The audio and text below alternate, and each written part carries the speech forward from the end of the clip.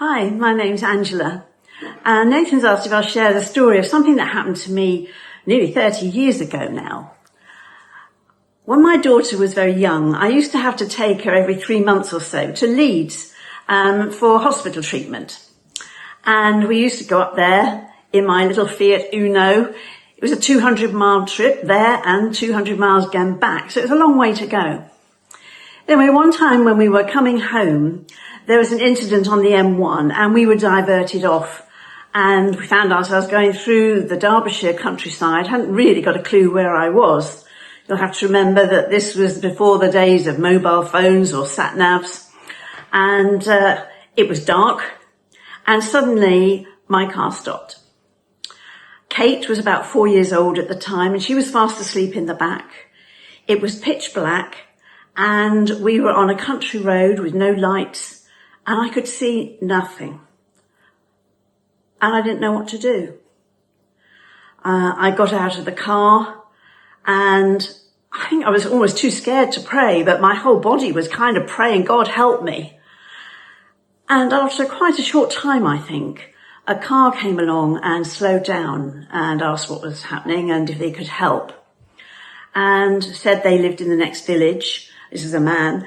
And he could give me a lift there if that was okay. And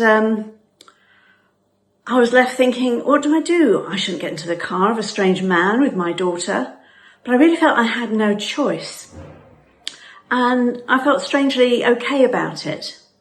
So I just woke Kate out, picked up a bag of stuff and got in this man's car. And as we were driving along, he said to me, I was quite brave to get into a stranger's car, or foolish. I said, I know, but I just felt I didn't have any choice. I said, I'm just trusting God that I'll be okay. And he said, oh, you believe in God? Are you a Christian then? I said, yes, I am. And he said, so am I. He said, I live in the next village. And after a bit more conversation, it transpired that he went to the local Baptist church in the village of Cryche, which is where we were headed. And he was a deacon in the church. And to cut a very long story short, he took me to his home where his wife, Barbara, welcomed us in. They put us up overnight, found us clean pajamas to wear. She found some colouring Bible stories for Kate to do.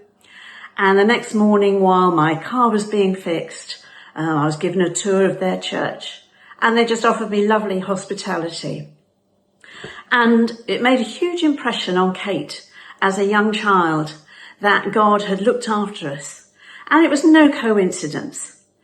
It was God who had sent that man, Graham, to us. And he proved that. He was not just a Christian. He was in the Baptist church, which is where I was from, and he was a deacon in the church. And I just know that day God rescued us from what could have been a very difficult situation.